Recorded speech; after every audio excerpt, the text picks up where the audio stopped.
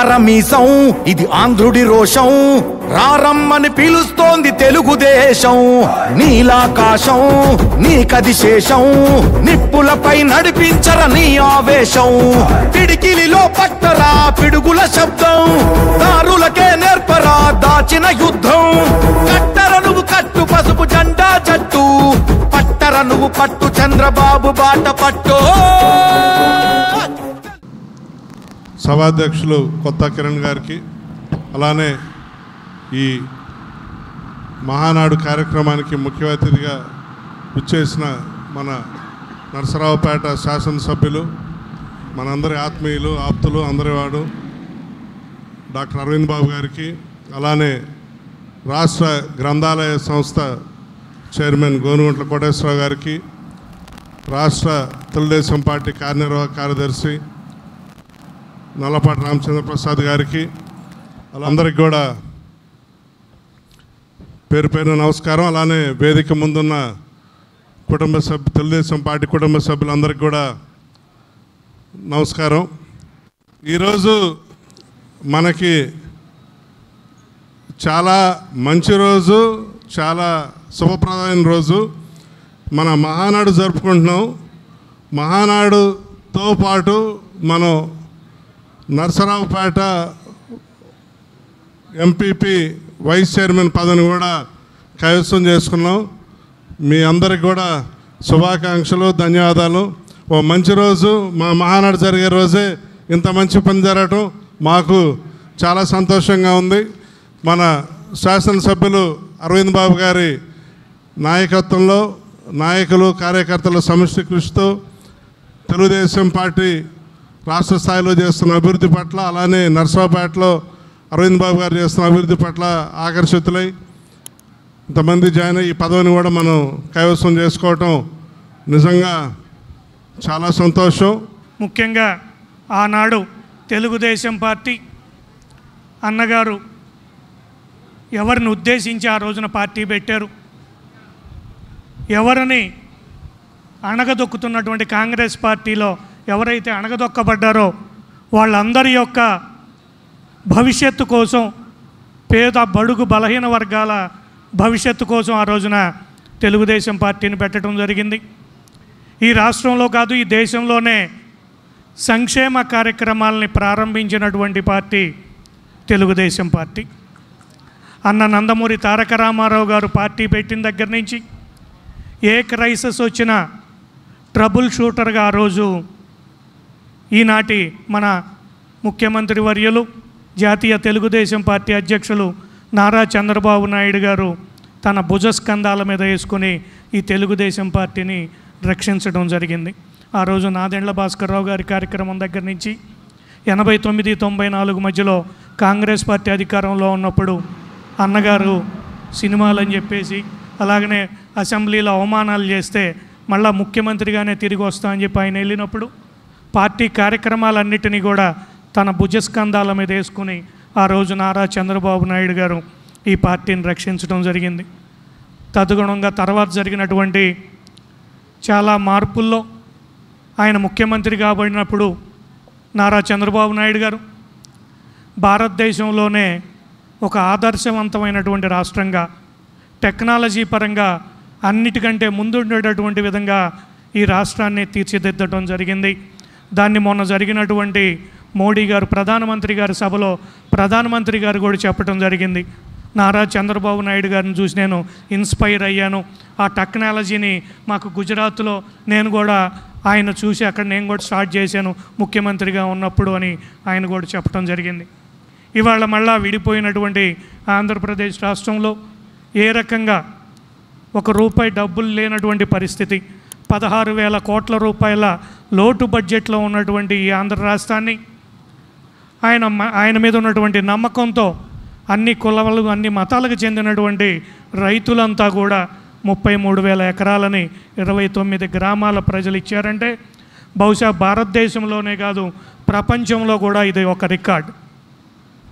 అలాగనే తర్వాత వచ్చినటువంటి వైసీపీ ప్రభుత్వం ఏ రకంగా దాన్ని అడవిలాగా తయారు చేసిందో అక్కడ ఉన్నటువంటి అభివృద్ధి కార్యక్రమాలన్నీ కూడా నిలిపివేసి 3 రాజధానులు అనుకుంటా పిచ్చాశాలు వేశారు. అలాగనే తెలుగుదేశం పార్టీ కార్యకర్తల్ని, నాయకులందరినీ కూడా భయభ్రాంతులకు గురి చేసి అన్ని తప్పుడు కేసులు పెట్టి ఈ రకంగా మనలందరినీ కూడా ఇబ్బందులకు గురి చేశారో మనం చూసాం. ఇలాంటి పరిస్థితుల్లో కేడర్ మొత్తాన్ని కూడా ధైర్యం చెప్పడానికి, వాళ్ళందరినీ మేల్కొల్పడానికి మన యువ నాయకులు నారా లోకేష్ గారు యువగళం పేదతో పాదయాత్రను మొదలుపెట్టి మనలో ఉన్నటువంటి భయాలన్నింటినీ కూడా పారదోలి ఈ రాష్ట్రంలో తెలుగుదేశం పార్టీ అత్యధిక మెజార్టీతో ఎక్కువ సీట్లు గెలవడానికి ఆయన కూడా ఒక ముఖ్య కారణం. అన్న నందమూరి తారక రామారావు గారు 1981లో 9 నెలల్లోనే రాష్ట్రమంతా తిరిగి తెలుగుదేశం పార్టీని అధికారంలోకి తీసుకొచ్చినటువంటి గొప్ప మహానాయకుడు ఎవరయ్యా అంటే అన్న నందమూరి తారక రామారావు గారు. అన్న నందమూరి తారక రామారావు గారు ప్రవేశపెట్టినటువంటి పార్టీకి పట్టుకొమ్మలుగా ఉన్నటువంటి బీసీల కోసం స్థానిక సంస్థల్లో 24% రిజర్వేషన్ కల్పించి ప్రతి పేదవాడికి కూడు గుడ్డ నీడ ఇవ్వాలనేటువంటి ఆదేశంతో ఆ రోజు తెలుగుదేశం పార్టీని స్థాపించారు. ఆ రోజు నుంచి ఈ రోజుకి కూడా తెలుగుదేశం పార్టీ అంటేనే ఒక క్రమశిక్షణ గల పార్టీ. ఆ పార్టీలో పనిచేయడం అనేది చాలా అదృష్టం. ఎందుకంటే ఉదాహరణకి నేను నరసరావుపేట తెలుగుదేశం పార్టీలో 4 సార్లు పట్టణ పార్టీ అధ్యక్షుడిగా, రాష్ట్ర కార్యదర్శిగా, అదేవిధంగా రాష్ట్ర తెలుగుదేశం పార్టీ హెచ్ఆర్డీ సభ్యుడిగా అవకాశం కల్పించారంటే ఒక వడ్డెర సామాజిక వర్గంలో పుట్టినటువంటి నాకు ఒక గొప్ప అవకాశం ఇచ్చినటువంటి తెలుగుదేశం పార్టీకి, నారా చంద్రబాబు గారికి, నారా లోకేష్ బాబు గారికి, చంద్రవాడ అరవింద్ బాబు గారికి కృతజ్ఞత తెలియజేసుకుంటూ ఈ అవకాశం ఇచ్చినటువంటి తెలుగుదేశం పార్టీ నాయకులకు, కార్యకర్తలందరికీ పేరు పేరున ధన్యవాదాలు తెలియజేసుకుంటూ సెలవు తీసుకుంటున్నాను. 1982 ముందు మన ఆంధ్రుల ఆత్మగౌరవాన్ని మన కాంగ్రెస్ గవర్నమెంట్ తాకట్టు పెడితే అప్పుడు రాష్ట్రం అంతా కూడా అతలకుతలం అవుతే మన విశ్వవిఖ్యాత నట సార్వభౌమ మరి నందమూరి తారక రామారావు గారు ఆ రోజుల్లో మరి ఆంధ్రులందరినీ ఆత్మగౌరవాన్ని కాపాడటానికి తెలుగుదేశం పార్టీ స్థాపించి 9 నెలల్లోనే మరి అధికారాన్ని సంపాదించిన మహనీయుడు. ఎందుకంటే రాష్ట్ర ప్రజలందరికీ కూడా ఆ రోజు ఉమ్మడి రాష్ట్రం గూడు అంటే బట్ట మరి తిండి ఇవన్నీ కూడా ముందు ముఖ్యంగా ప్రజలకి, పేద ప్రజలందరికీ కూడా కల్పించడానికి మరి విశేషంగా ఆ రోజు ఎన్నికల్లో ప్రతి పట్టణం గ్రామాలు తిరిగి మరి మనందరికీ ఆంధ్రుల ప్రజలకి రాజకీయ చైతన్యం కలిగించిన మహానాయకుడు మన ముఖ్యమంత్రి గారు నారా చంద్రబాబు నాయుడు గారు. మరి రాష్ట్రాన్ని ఇప్పుడు ఎంతో అభివృద్ధి చేస్తున్నారు. అట్లాగే మీకు అందరికీ తెలుసు 2014-19లో మన స్పీకర్ గారు కీర్తిశేషులు కోడెల శివప్రసాద్ గారి ఆధ్వర్యంలో అప్పుడు నేను మున్సిపల్ చైర్పర్సన్గా మరి పట్టణానికి కావాల్సిన మౌలిక వసతులన్నీ అందించాం. అప్పుడు శతాబ్దోత్సవాలు మున్సిపాలిటీ 3 రోజులు కూడా మన స్టేడియంలో, కోడెల శివప్రసాద్ గారి స్టేడియంలో ముఖ్యమంత్రి గారు అట్లాగే పెద్దలందరితో కూడా అత్యంత వైభవంగా జరిపాం. తర్వాత కోటప్పకొండ ఉత్సవాలు కూడా మరి జరుపుకోవడం తెలిసిందే. మరి అట్లాంటి రాష్ట్రాన్ని అభివృద్ధి చేస్తూ మన ముఖ్యంగా ఏంటంటే ఇప్పుడు మన నర్సాపేట శాసనసభ్యులు డాక్టర్ అరవింద్ బాబు గారు కూడా 5 సంవత్సరాలు అధికారం లేకపోయినా పట్టణ ప్రజలకు కావాల్సిన అవసరాలు మరి తీర్చుకుంటూ బీదలకి వైద్యం అందిస్తూ వాళ్ళకి ఎవరైనా చదువుకోవడానికి పిల్లలకు కూడా స్కాలర్షిప్లు ఇచ్చారు. అట్లాగే ఆయన అధికారం వచ్చిన తర్వాత కూడా మనందరూ ఇప్పుడు నాయకులు చెప్పారు ఈ సంవత్సరం కూడా పట్టణ అభివృద్ధికి మరి ఎంతో కృషి చేస్తున్నందుకు మనందరం కూడా వాళ్ళందరికీ, ముఖ్యమంత్రి గారికి, డిప్యూటీ సీఎం గారికి, అట్లాగే అరవింద్ బాబు గారికి కూడా మనం అందరం కూడా సహాయ సహకారాలు అందియాలని కోరుతూ రేపు జరిగే మహానాడికి కడపలో జరిగే మనందరం కూడా వెళ్ళాలని కోరుతూ ఈ అవకాశం ఇచ్చిన మరి ఇక్కడ ప్రజలందరికీ, కార్యకర్తలకి, నాయకులకి, అట్లాగే ఇక్కడ మరి కొట్టా కిరణ్ గారు, గూడు శేఖర్ గారు కూడా ముఖ్యంగా అందరికీ కూడా ధన్యవాదాలు చెప్తాను. థ్యాంక్ యూ అండి. నాకు ఎంతో అదృష్టంగా మహానాడుకి వేదిక మీద తీర్మానం ప్రవేశపెట్టాల్సిన అదృష్టాన్ని భావిస్తూ 1వ తీర్మానం నర్సరావుపేట పట్టణంలో ఎంతో అభివృద్ధి అతి వేగంగా చెందుతున్న నియోజకవర్గంలో జిల్లా కేంద్రమైన ఈ ఏరియాలో వెంటనే ఆటో నగర్ని శాంక్షన్ చేయవలసిందిగా మహానాడుకి వేదిక మొదటి తీర్మానం ప్రవేశపెడుతున్నాము. 2వ తీర్మానము ఇప్పటి వరకు గత ప్రభుత్వంలో ఎంతోమంది పేదలు మోసపోయారు. కానీ మన ప్రభుత్వంలో మన మహానాడు మినిమాలు ప్రవేశపెడుతున్న పథకం అద్భుతమైన పథకం. నిరుపేదలైన వాళ్ళకి 2 సెంట్లు భూమి త్వరగతిగా కలెక్టర్ గారి ఆర్డర్స్ తీసుకొని నిరుపేదలకి అందించాలని 2వ తీర్మానం ప్రవేశపెడుతున్నాము. అదేవిధంగా పల్నాడు జిల్లా కేంద్రమైన హాస్పిటల్ ఎంతో మన గత ప్రభుత్వంలో మనం అభివృద్ధి చేశాం. క్రిటికల్ కేర్ హాస్పిటల్ని ఇప్పుడు మన అరవింద్ బాబు గారు దాని దగ్గర ఆరోగ్య శాఖ మంత్రి గారి దగ్గర కానీ మన ముఖ్యమంత్రి వర్యుల దగ్గర 20 నుంచి 30 కోట్ల రూపాయలు దానికి శాంక్షన్ చేయించారు. ఆ క్రిటికల్ కేర్ హాస్పిటల్ వారి చేతుల మీదుగా త్వరితగతిగా పూర్తి చేసి జిల్లా ప్రజలకి అందించవలసినగా 3వ తీర్మానం ప్రవేశపెడుతున్నాము. అదేవిధంగా 4వ తీర్మానం సాగర్ కాలువలు గత 5 సంవత్సరాల్లో మనుగడ పడిపోయి రైతులకు నీళ్లు చేరక చాలా ఇబ్బందులు పడుతున్నారు. కాబట్టి ప్రభుత్వం నుంచి దానికి తొందరగా ఫండ్స్ రిలీజ్ చేసి సాగర్ కాలువలు పూడికలు తీసి చివరి ఆయకట్టు వరకు రైతుకు నీరు చేరాలని 4వ తీర్మానం ప్రవేశపెడుతూ దీన్ని బలపరచాల్సిందిగా మన మహిళా అధ్యక్షురాలు నాగజ్యోతి గారిని కోరుచున్నాం. శేఖర్, 5వ తీర్మానం నందమూరి తారక రామారావు గారికి భారతరత్న అవార్డు ఇవ్వాలని చెప్పేసి పెట్టవలసిందిగా కోరుతున్నాను. అదేవిధంగా 5వ తీర్మానం నర్సరావుపేట నియోజకవర్గ ప్రజల నుంచి, నాయకుల నుంచి, కార్యకర్తల నుంచి నందమూరి తారక రామారావు గారికి భారతరత్న అవార్డు గ్రహీతగా ప్రకటించాలని ప్రభుత్వాన్ని కోరాల్సిందిగా తీర్మానం చేయడం జరుగుతుంది. ప్రాణ సమానులైనటువంటి తెలుగుదేశం పార్టీ కార్యకర్తలకు, అదేవిధంగా 20 సంవత్సరాల తర్వాత నర్సరావుపేట గడ్డ మీద మొట్టమొదటిసారిగా తెలుగుదేశం పార్టీ జెండా ఎగరేసినటువంటి మొగాడు మనగాడు డాక్టర్ చెదలవాడ అరవింద్ బాబు గారు, అదేవిధంగా వారు వన్ సైడ్ ఈ రాష్ట్రంలో తెలుగుదేశం పార్టీ జెండా ఎక్కడ రెపరెపలాడితో అక్కడ గోనుగుంట్ల కోటేశ్వరరావు గారు వెహికల్ నారా చంద్రబాబు నాయుడు గారి కన్నా ముందు నడిపించిన నాయకుడు. ఇన్ఫర్మేషన్ టెక్నాలజీ అన్న నారా లోకేష్ గారికి అండగా మరొక చెయ్యి రాష్ట్రంలో 2024లో మళ్ళీ మొదటికి వచ్చింది. అదే మొన్న మోహన్ కృష్ణ అన్నగారు. అదేవిధంగా నర్సరావుపేట గడ్డ మీద జంగిల్ బుక్ సినిమాలో సోదరులారా వేటకెళ్ళేటప్పుడు సింహాలు చాలా స్లోగా వెళ్తుంటాయి. అట్లాంటి వేటకెళ్ళే సింహాలు ఈ నర్సరావుపేట గడ్డ మీద చాలా ఉన్నాయి. అందులో ఒకళ్ళు నల్లపాటి రామచంద్ర అన్న. అదేవిధంగా వేదిక మీద ఎందరో మహానుభావులు, దయచేసి టైం లేదు కావాలో పేర్లు చెప్పలేను, అందరికీ వందనాలు తెలియజేసుకుంటూ 2024 ఈ ఎలక్షన్లో ప్రతి తెలుగుదేశం పార్టీ కార్యకర్త పడిన కష్టం అంతా ఇంత కాదు.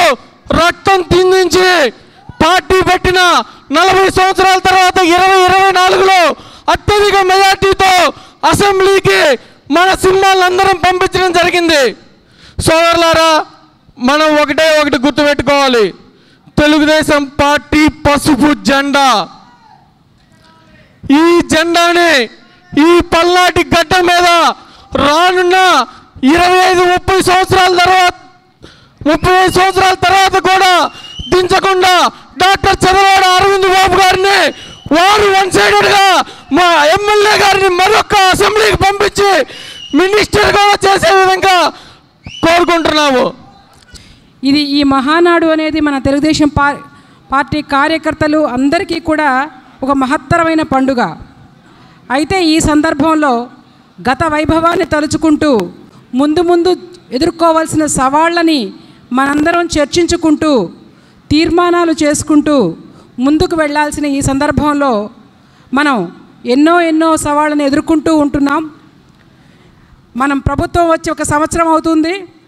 మహాకూటమి ప్రభుత్వంలో అప్రతిహతంగా మనం సంక్షేమ కార్యక్రమాలని, అభివృద్ధి కార్యక్రమాలని చేసుకుంటూ చంద్రబాబు నాయుడు గారి సారథ్యంలో మోడీ గారి సహకారంతో అలాగే పవన్ కళ్యాణ్ గారి సహకారంతో కూడా మనం సౌకర్యంగా చేసుకుంటూ ఉన్నాం.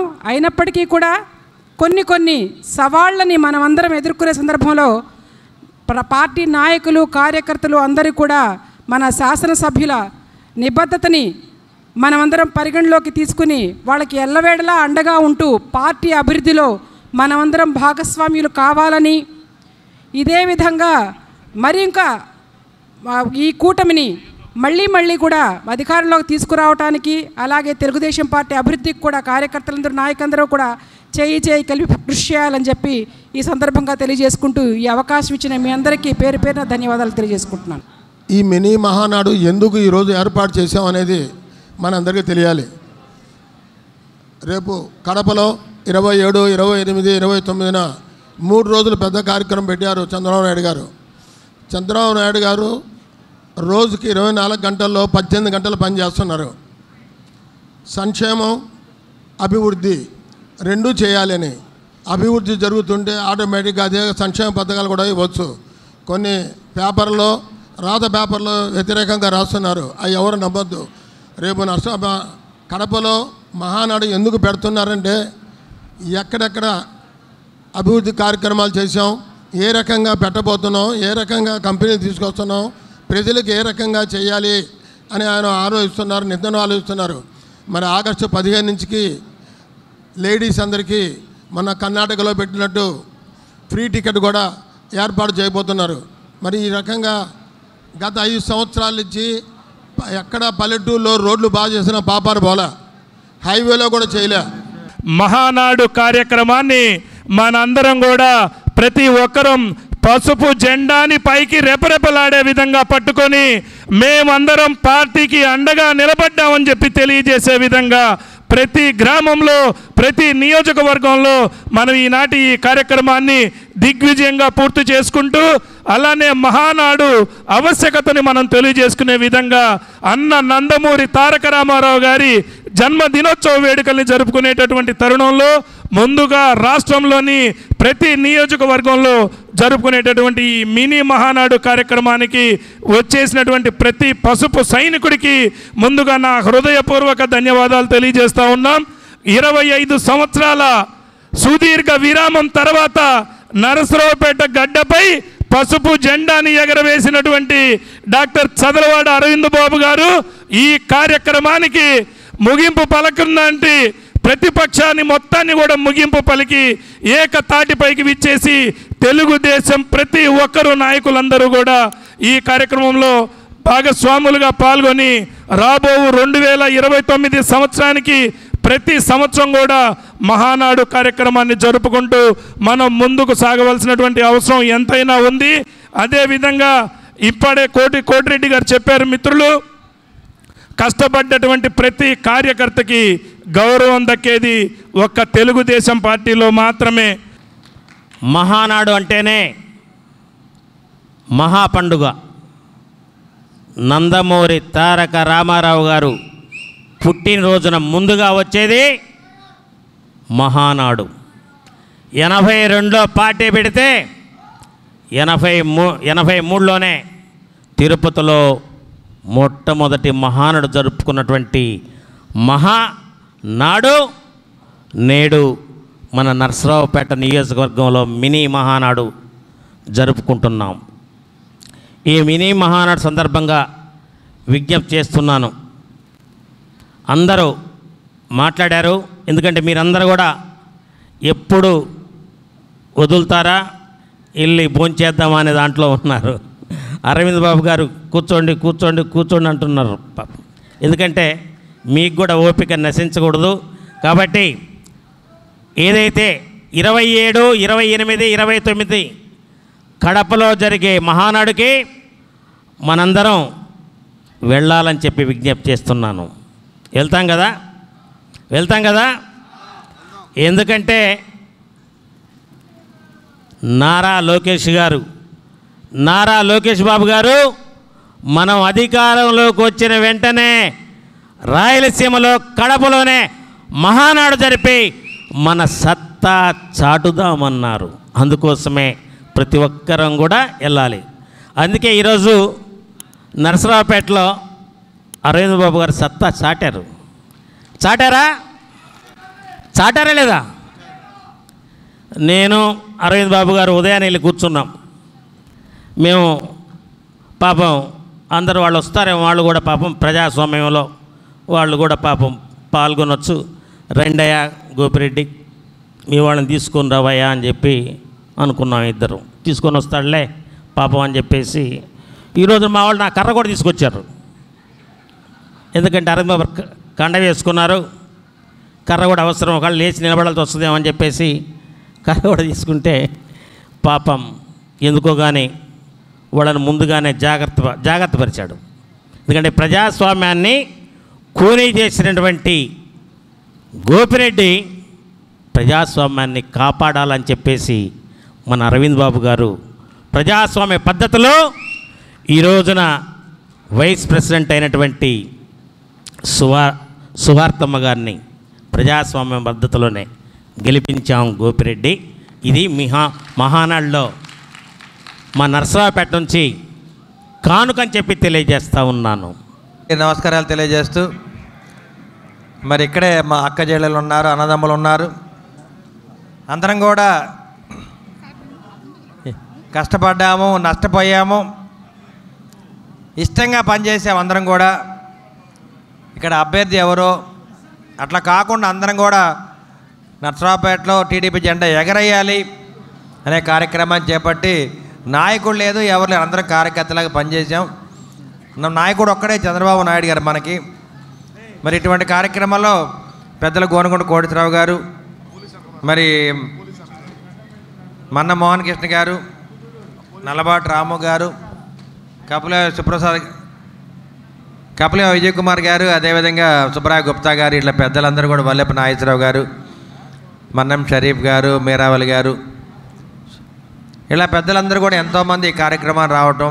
నిజంగా అయితే మహిళలు నాకు అండగా ఉండి 5 ఏళ్ళు ప్రతిరోజు గడపడకు వెళ్ళటానికి కష్టం అనుకోకుండా నా వెంబడే రావడం జరిగింది. మరి పిల్లలందరూ కూడా ఇక్కడే ఉన్నారు, ఎంతో కష్టపడ్డారు. ఆ కష్టానికి ప్రతిఫలం మన విజయం. అదేవిధంగా ఇవాళ మా మినీ మహానాడు ఇవాళ నరసరావుపేటలో పెట్టుకున్నప్పుడు పొద్దున్నే మరి ఎంపీపీ ఎలక్షన్ జరిగింది. ఇది 3వసారి పోస్ట్ పోన్ అయిన తర్వాత ఇవాళ ఎలక్షన్ జరిగినప్పుడు అందరూ కూడా కార్యకర్తలు, నాయకులు అందరూ కూడా రావడం జరిగింది. ప్రజాస్వామ్యబద్ధంగా మనం గెలవాలనే ఆలోచనతోటి మొట్టమొదటిసారి ఎలక్షన్ పెట్టినప్పుడు మనకి చాలామంది రావడం జరిగింది. ఎంపీటీసీలు 14 మంది ఉంటే దాంట్లో 12 మంది మన వైపు వచ్చారు. తర్వాత మాజీ ఎమ్మెల్యే గోపిరెడ్డి శ్రీనివాసరెడ్డి భయంతో వాళ్ళందరినీ ఎక్కడో దాచిపెట్టి వాళ్ళు రానియకుండా ఎలక్షన్ జరగకుండా చేద్దామని చూశారు. కానీ ఇక్కడ మరి అక్క చెల్లెలు ముగ్గురు కూడా వచ్చారు, మనకి అండగా ఉన్నారు. చంద్రబాబు నాయుడు గారి మీద మరి అందరూ కూడా ఇష్టపడి ఆయన పరిపాలన బాగుందని చెప్పి వచ్చారు. మరి కోరం అయింది వాళ్ళ మనం ఎంపీపీగా మనం ఒక అమ్మాయిని గెలిపించుకున్నాం. ఆ అమ్మాయి కూడా మన కేతనపల్లి వీరయ్య భార్య, బస్కాపురం జాన్ గారి అమ్మాయి. మరి నిజంగా చాలా సంతోషంగా ఉంది. మరి కేతనపల్లి నాయకులందరూ కూడా ఎంతో కష్టపడ్డారు ఈ విజయానికి. రాత్రింబగళ్ళు వారం నుంచి మన పార్టీ నాయకులు, కార్యకర్తలు నిజంగా నిద్ర లేకుండా పనిచేశారు. ఎందుకంటే వైసీపీ మాజీ ఎమ్మెల్యే గోపిరెడ్డి శ్రీనివాసరెడ్డి దుర్మార్గుడు, ఏదో విధంగా ఈ ఎలక్షన్ చెడగొడదాము, ప్రజాస్వామ్యబద్ధంగా ఎలక్షన్ లేకుండా చేద్దామని ఆలోచన చేస్తూ ఉన్నాడు. కానీ ఒకటే గుర్తుపెట్టుకోవాలి, ఇదే ఎలక్షన్ ఎంపీటీసీలు అందరూ కూడా ఆ రోజుల్లో నామినేషన్ ఎవరిని వేయనీయకుండా, టీడీపీని కానీ జనసేన బీజేపీ ఎవరు నామినేషన్ వేయకుండా వాళ్ళే మరి అధికార బలంతో, పోలీసు బలంతో మన మీద దాడులు చేశారు. ఇవాళ వీడియోలు కూడా వచ్చినాయి చాలా, చూడండి టీవీలో కూడా. అటువంటి దుర్మార్గాలు చేశారు. అందువల్లనే వాళ్ళు 11 సీట్లకి పడిపోయారు. మరి నారా చంద్రబాబు నాయుడు గారి ఆశీస్సులతోటి మన ఇవాళ అమ్మాయిని గెలిపించుకోగలిగాం. నిజంగా చాలా సంతోషంగా ఉంది. నిజంగా ఇవాళ ఎలక్షన్ జరిగి అమ్మాయి గెలవకపోతే నాకు చాలా ఉత్సాహం ఉండేది కాదు అసలు. అదృష్టవశాత్తు మనం గెలిచాము. మన పార్టీ నాయకులు, కార్యకర్తలు అందరూ కూడా ఎంతో కష్టపడినందుకు నిజంగా వాళ్ళందరూ కూడా ఎంతో సంతోషంగా ఉంది. రాత్రి పగళ్ళు వారం రోజులు ఈ అసెంబ్లీ కూడా మేము ఎంత కష్టపడాలి నిజంగా చెప్పాలంటే, అంత కష్టపడ్డారు మరి పిల్లలందరూ కూడా. మరి అదృష్టం మనకు కలిగింది. ఒక్కటే నేను చెప్పేది వైసీపీ నాయకులకి, కార్యకర్తలకి, మాజీ ఎమ్మెల్యే గోపిరెడ్డి శ్రీనివాసరెడ్డి కూడా ఎవరైతే నీతిమంతులు అవుతారో ప్రభువు వాళ్ళని దీవిస్తారు. ఇది గుర్తుపెట్టుకోవాలి. బైబిల్లో చెప్పే వాక్యం అదే, ఖురాన్లో అదే చెప్తారు, భగవద్గీతలో కూడా అదే చెప్తారు. నేనైతే ఎప్పుడు నీతిమంతుడిగానే ఉంటాను, నెగిటివ్ ఎప్పుడు ఆలోచించను. నా నాయకులకి కార్యకర్తలకి మంచి చేద్దాం అనుకుంటాను. ఆఖరికి వైసీపీ నాయకులకి కార్యకర్తలు కూడా అండగా ఉందని నేను కోరుకుంటా. ఎందుకంటే వాళ్ళు కూడా మన పార్టీకి అండగా ఉండాలి. మరి చాలామంది వైసీపీలో ఉన్న నాయకులు కార్యకర్తలు కూడా మరి మన జరిగిన ఎలక్షన్స్లో కూడా మనకి ఓట్లు వేయటం జరిగింది. ఎందుకు వేశారంటే ఆ మాజీ ఎమ్మెల్యే గోపిరెడ్డి శ్రీనివాసరెడ్డి గొప్ప అవినీతిపరుడు, దుర్మార్గుడు, సొంత నాయకుల మీదే కేసులు పెట్టించాడు. కొన్ని వందల కుటుంబాలు ఇవాళ రోడ్డున బండి. చాలామంది ఇక్కడ ఊరు వదిలిపెట్టి వెళ్ళిపోయారు, తినడానికి తిండి లేక, బతకడానికి లేక. కానీ టీడీపీలో అట్లా ఉండదు. మనం అందరం కూడా ఎవరైనా ఇబ్బందుల్లో ఉంటే వాళ్ళని కాపాడుకుంటాము. కాపాడుకొని గుండెలో దాచుకునే మనస్తత్వం మన పార్టీకి ఉంది. అటువంటి పార్టీలో ఉన్నందుకు మనం గర్వపడాలి. నేనైతే నిజంగా గర్వపడుతున్నాను. ఒక అవకాశం ఇచ్చారు చంద్రబాబు నాయుడు గారు. 2019లో ఓడిపోయినా కానీ ఎక్కడ కూడా ధైర్యం కోల్పోలేదు. ధైర్యం అనేది మనకు ఉండాలి. ఫస్ట్ ఎంతటి పన్నైనా ఎదుర్కోవాలంటే ధైర్యం ఉండాలి. అదేవిధంగా కష్టం కూడా ఉండాలి, మనం కష్టపడాలి. ఈ రెండు కూడా మన పార్టీ నాయకులకి కార్యకర్తలకి, ముఖ్యంగా మా అక్కచెల్లెళ్ళందరికీ కూడా ధైర్యం ఉంది. ఎటువంటి మరి ప్రమాదాన్ని ఎదుర్కొనే ధైర్యం మనకుంది కాబట్టి ఇవాళ ప్రతిదీ కూడా మనం విజయం సాధిస్తున్నాము. రాబోయే కాలంలో కూడా జరిగే ఎలక్షన్స్ అన్నింటిలో కూడా విజయం సాధించాలి మనం. అదేవిధంగా ఇక్కడున్న నాయకులందరూ కూడా కష్టపడ్డారు. నిజంగా మరి గోనగొండ కోటేశ్వరరావు గారిని చూస్తే రాష్ట్రం అంతా తిరుగుతాడు ఆయన చూసి నేర్చుకోవాలి మనం కూడా. ఇప్పుడు తిరగటం కాదు, ప్రతిపక్షంలో ఉన్నప్పుడు కూడా అందరినీ ఉత్తేజపరచడానికి ప్రతి అసెంబ్లీకి వెళ్ళేవారు. ఆయన చూసి అందరూ కూడా కష్టపడాలని ఎన్నోసార్లు చెప్పేవాడిని. మరి మన్నం మోహన్ కృష్ణ గారు ఎక్కడ అమెరికాలో ఉంటాడు, ఆయనకి ఏం పని చెప్పండి. రాత్రి పగలు తిరిగాడు మన నర్సరాపేటలో. అదేవిధంగా మానకొండ శివప్రసాద్ గారు గుంటూరులో ఉంటారు. మనకి అబ్జర్వర్ 3 ఏళ్ళు పనిచేశాడు, చాలా కష్టపడి పనిచేశాడు. ఆయనకు కూడా దేవుడు మంచి చేస్తాడు అనుకుంటున్నాను నేను. అదేవిధంగా నల్లబాటి రాము గారు కానీ, కపిలభాయ్ శివప్రసాద్, విజయ్ కుమార్ గారు, మరి సుబ్బరాయ గుప్తా గారు, వల్లెపు నాగేశ్వరరావు గారు, ముస్లిం మైనార్టీ సోదరులు, కాపు సోదరులు అందరూ కూడా ఎంతో కష్టపడి పనిచేశారు. అందరం కూడా కలిసికట్టుగా పనిచేద్దాం. ఒక్కటే గుర్తుపెట్టుకోండి, అరవింద్ బాబు అందరి వాడనేది గుర్తుపెట్టుకోండి. మన మండల అధ్యక్షురాలకి నేను ధన్యవాదాలు తెలియజేస్తూ వారిని ఇక్కడ సన్మానిస్తూ ఈ కార్యక్రమాన్ని ఘన విజయం సాధించినందుకు అందరికి కూడా మరొకసారి ధన్యవాదాలు తెలియజేస్తూ అందరం కూడా రేపు బుధవారం రోజు జరిగే పల్నాడు జిల్లా మహానాడుకి అందరూ కూడా హాజరు కావాలి. అదేవిధంగా 27, 28, 29 జరిగే కడపలో జరిగే మహానాడుకి అందరూ హాజరు కావాలని చెప్పి తెలియజేస్తూ కష్టం అనుకోవద్దు, ఇష్టంగా రావాలని కోరుకుంటున్నాను. జై తెలుగుదేశం. అందరూ ఎవరి స్థానాల్లో కూర్చోండి దయచేసి. పార్టీకి సీనియర్లకి కష్టపడ వీర నాయక కార్యకర్తలకి చాలా ఇవ్వటం జరుగుతుంది. దయచేసి అందరూ కూర్చోవాలి. 5 నిమిషాల కార్యక్రమం అయిపోతుంది.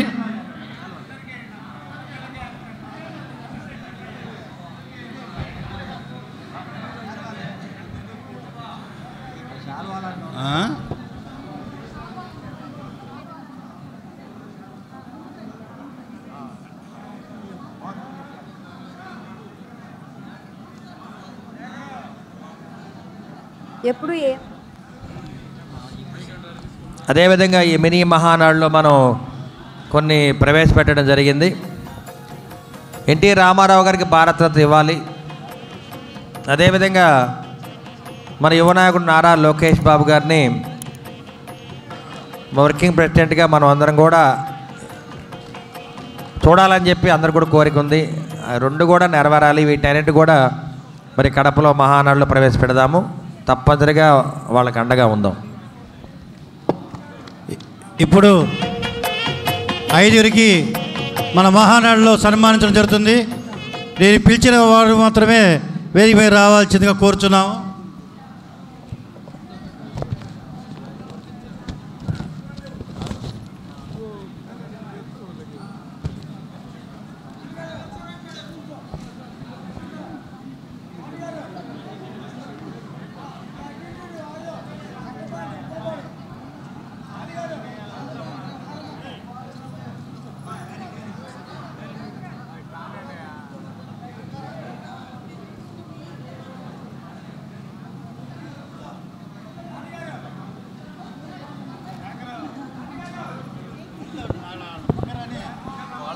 ఇప్పుడు మన మినీ మహానాడులో ఆనవాయితీగా మన కార్యకర్తలని సీనియర్లని గౌరవించుకోవడం ఒక ఆనవాయితీ. వాళ్ళు 5గురిని పార్టీ సెలెక్ట్ చేయడం జరిగింది.